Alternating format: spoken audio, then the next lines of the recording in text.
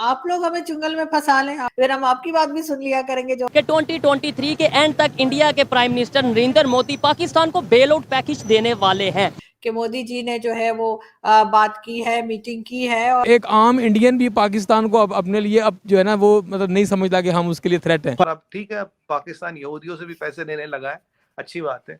आज दुनिया की 5वीं मईशत बन गई है, हम क्यों नहीं बन सकते। वॉल स्ट्रीट जर्नल वगैरह में भी आर्टिकल आए, इकोनॉमिक टाइम्स में भी आर्टिकल आए थे, रुपीज द न्यू डॉलर। तो अगर ये होता तो हर एक को रुपया रखना पड़ेगा, जैसे यूरो रखता है, डॉलर रखता है, रुपया भी रखना पड़ेगा। हमारी सबसे बड़ी बदकिस्मती ये है कि हमारी माओं ने चंद गद्दार पैदा कर दिए हैं। कि मोदी जी ने जो है वो बात की है, मीटिंग की है। और उसमें खास तौर पे कहा जा रहा है फाइनेंस मिनिस्टर जो है उनसे भी बात की है। G20 में क्या कहेंगे सर आप, क्या बातचीत चल रही है? और उसमें 2-4 कंट्रीज के नाम तो नहीं लिए उन्होंने, लेकिन कुछ ऐसी बात की है कि जिनके ऊपर लोन्स हैं या इस किस्म की बात, तो वो क्या है? अब पाकिस्तान तो यहूदियों से पैसे मांग रखा है, रॉथशिल्ड से, तो पर आपके लिए, आप तो पैसे तो आप किसी से भी ले सकते हो। पर यहाँ पे these people are coming to us कि भाई आप हमें डेट रिस्ट्रक्चर करो। तो मोदी जी ने दूसरी बात बोली, यहाँ सारे फाइनेंस मिनिस्टर बैठे, यहाँ सारे सेंट्रल बैंक के गवर्नर बैठे, एक बहुत इंपॉर्टेंट रोल आपके लिए ये बनता है कि इनको कैसे इससे निकाला जाए, क्योंकि उनकी नजर आप पे, उनकी उम्मीदें आप पे। अगर आप उनको निकालेंगे वो निकलेंगे, नहीं निकालेंगे आप नहीं निकलेंगे। आपको अपने से बियॉन्ड सोचना है, अपने से आगे सोचना है। देखिए आरजू जी, ये आज आर्ग्यूमेंट का विषय नहीं है। India is the default leader of global south. तो ये चीजें हैं, मतलब debt is becoming a big problem. देखिए आप क्या करते हैं, आप नोट छापते हो, नोट छापते हो, इन्फ्लेशन आती है, इन्फ्लेशन आते हो, फिर आप डॉलर कंट्रोल करके इधर उधर करके उसको गरीब कंट्रियों पर डाल देते हो। पर अब वो गरीब बेचारे इतने गरीब हो गए, उनके पानी यहाँ तक आ गया, वो यहाँ तक पानी में, अब वो कुछ कर ही नहीं पाएंगे। तो कह रहे भाई इसके लिए कुछ ना कुछ सोचना पड़ेगा। दुनिया में अगर किसी ने किया, चाइना ने किया है। श्रीलंका अगर डूब रहा तो चाइनीज डेट से डूब रहा, पाकिस्तान की अगर ये हालत है तो चाइनीज डेट है। अभी सुनने में आया आरजू जी कि आप लोगों ने $700 मिलियन का चाइना से डेट लिया, 9 या 10%। जी बिल्कुल, मिल भी गया सर। 9 या 10% पे आपने लिया। हमने जापान से लिया था 0.1%। तो आप हमसे 100 गुना ज्यादा इंटरेस्ट पे डेट लेते हो। रॉथशिल्ड के साथ आप क्या करें वो तो भगवान ही जाने, क्योंकि उनकी कंडीशंस तो खाली डेट को लेके नहीं होती, उनकी कंडीशंस होती है जियोपॉलिटिकल, उनकी कंडीशंस होती है पॉलिटिकल। उनको चाहिए माइनिंग, उनको चाहिए फर्टिलाइजर। मतलब वो चाइना तो फिर भी रेलवे स्टेशन, एयरपोर्ट वगैरह ये सीपक रखवा लेता है, ये तो पॉलिटिकल कंप्रोमाइजेस भी करवाते हैं। तो पर अब ठीक है, पाकिस्तान यहूदियों से भी पैसे लेने लगा है, अच्छी बात है। सर वो तो है ना सर, जैसा देश वैसा भेष, वो तो ये आप ही आपको का बता दूं।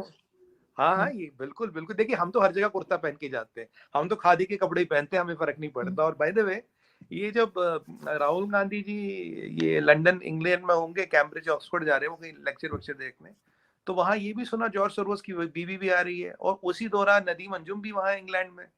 तो मतलब पता नहीं, ऐसा सुनने में आया, क्या है क्या नहीं है। तो मेरे कहने का मतलब है आरजू जी, बहुत नहीं, आप खुल के कहिए सर, क्या कहना चाह रहे हैं? नहीं, आप खुल के कहिए। मैं तो, ये तो कोइंसिडेंस भी हो सकता, नहीं भी हो सकता। तो बहुत जियोपॉलिटिकल, मतलब मैं तो आपको बता रहा हूँ इंसिडेंट्स क्या हो रहे हैं, इंसिडेंट बहुत जियोपॉलिटिकल इंसिडेंट्स हो रहे हैं एक साथ।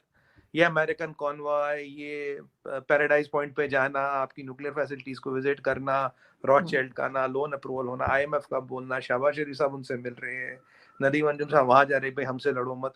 तो मतलब चीजें बहुत हो रही है, पाकिस्तान में बहुत डेवलपमेंट्स हो रही है, और ग्लोबल एरिना पे भी बहुत डेवलपमेंट्स हो रही है। कुछ तो बिल्कुल सर, और लग यही रहा है कि जो नया साल शुरू हुआ है वो काफी उसमें एक्टिविटीज रहेंगी। वो आपने कहा कि हम चाइना के चुंगल से निकल जाएंगे, दूसरे से नहीं। तो आप लोग हमें चुंगल में फंसा लें, आपकी इकोनॉमी भी ठीक ठाक है, आप लोग क्यों नहीं पाकिस्तान को अपने चुंगल में फंसा लेते? फिर हम आपकी बात भी सुन लिया करेंगे जो आप लोग कहेंगे। मगर सर फिर भी आप क्या समझते हैं कि कितना ज्यादा जो है वो गवर्नमेंट के ऊपर, इंडियन गवर्नमेंट के ऊपर प्रेशर है G20 को लेकर? क्योंकि जाहिर है कि हर कोई आप ही लोगों की तरफ देख रहे हैं।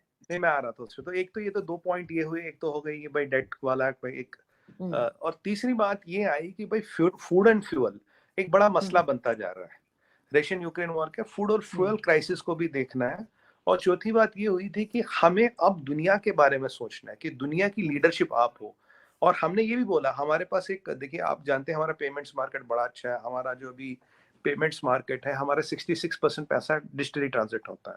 हमारी payments is more than America and China put together, उससे ज्यादा डिजिटल पेमेंट हमारी हो रही है। हमारा पेमेंट्स मार्केट अभी आरजू जी $60 ट्रिलियन का वैल्यूएशन है उसका। एंड जो हमारा यूपीआई है, तो मोदी जी ने बात की थी यूपीआई की, यूनाइटेड पेमेंट्स इंटरफेस में, आप कई बार आप बात कर चुके हो उससे। यूनाइटेड पेमेंट्स इंटरफेस अभी 18 कंट्रियों में ऑपरेशनल है, हमारा रुपी 34 कंट्रियों में इज एक्सेप्टेबल, और अभी 12 कंट्रियों से हम एमओयू कर रहे हैं यूपीआई के लिए। और कल की खबर ये है, कल परसों खबर, मैंने 1-2 वीडियो भी किए थे उस पे, क्योंकि there are 64 countries who have expressed their interest in rupee trading. तो अगर ये होगा तो rupee will become international currency, international currency बनेगी तो आईएमएफ के बास्केट में आएगी। आईएमएफ के बास्केट में आते आपने कल देखा होगा वॉल स्ट्रीट जर्नल वगैरह में भी आर्टिकल आए, इकोनॉमिक टाइम्स में भी आर्टिकल आए थे, रुपी इज द न्यू डॉलर। तो अगर ये होता तो हर एक को रुपया रखना पड़ेगा, जैसे यूरो रखता है, डॉलर रखता है, रुपया भी रखना पड़ेगा एज अ करेंसी। तो अब मोदी जी ने बोला देखो यार, हमारे पास एक बड़ा अच्छा पेमेंट सिस्टम है, एक फुली सिक्योर्ड है, टाइम टेस्टेड है, अगर आप चाहे आप इसको यूज कर सकते हैं फ्री ऑफ कॉस्ट। हम आपसे, हमें बेच नहीं रहे, आपको फ्री ऑफ कॉस्ट दे रहे हैं। जैसे मैं बात करूं कोविन की, कोविन हमारा वो प्लेटफॉर्म था जिसमें वैक्सीनेशन वगैरह ट्रैक कर रहे थे, किसको लगा किसको नहीं लगा। आज आपने स्टैनफोर्ड की रिपोर्ट भी देखी, उन्होंने कहा कि भाई सबसे मोस्ट इफेक्टिव वैक्सीनेशन प्रोग्राम जो है वो इंडिया का रहा है, और इतने लोग बचे, इतने $1 बिलियन बचे, इतने मिलियन लोगों को दुनिया भर में बचा है। आज मैं अभी टीवी पे एक डिबेट थी, उसी पे बैठा था अभी आपके शो से पहले। तो कहने का मतलब ये है कि ये हमने दुनिया को ऑफर किया, भाई आप करिए, आप इसको यूज करिए। और आरजू जी, हमने एक और चीज की, जो ये डेलीगेट्स आ रहे हैं इनको हम यूपीआई दे रहे हैं एज ए स्पेशल केस, ताकि ये खुद ट्रांजिट करके देखे कितना आसान है। मतलब मैं भी यूपीआई यूज करता हूँ, क्योंकि कितना आसान है, कितनी कितनी चीज है। तो हम कह रहे हैं, और मोदी जी ने आज कहीं ना कहीं ये भी बोल दिया, जो भारत के पास है, हम G20 को एक माध्यम बना के, एक मीडियम बना के पूरी दुनिया को देना चाहते हैं। एक सर्वे हुआ इंडिया में और उन्होंने पूछा कि आप ये बताएं, अब अपने लोगों से पूछा कि आपके लिए सबसे जो मतलब बड़ा ख़तरा आपके मुल्क के लिए क्या है। तो एक आम आदमी का ख्याल होगा कि हमारे साथ ज़ाहिर है उनकी एक पूरी हिस्ट्री है, मतलब जो सारा हमारा तो जंगें हो चुकी हैं, तो उन्होंने हमें कहीं पर रखा ही नहीं है। उन्होंने सबसे ऊपर रखा जो है चाइना को, उसके बाद अमेरिका को। भारत की बढ़ती इकोनॉमिक और मिलिट्री माइट को देखते हुए अब पाकिस्तान के लोग भारत के सरकार द्वारा ली गई पॉलिसीज़ को सराहने लगे हैं, और वो चाहते हैं कि ऐसी ही पॉलिसीज़ उनके देश में मतलब पाकिस्तान में भी ली जाए, और पाकिस्तान को भी इस फाइनेंशियल और पॉलिटिकल क्राइसिस से बाहर निकाला जाए।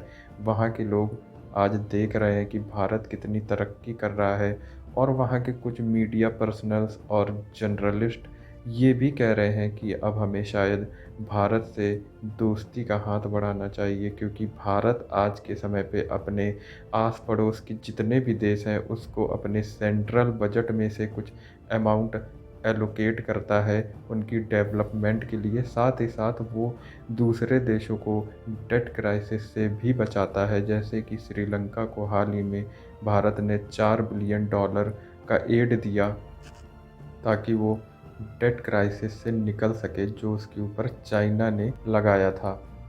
पाकिस्तान की पब्लिक और मीडिया में अब ये बात होने लगी है कि अगर हमारे भारत के साथ संबंध अच्छे होते तो भारत हमें भी शायद श्रीलंका की तरफ बचा लेता।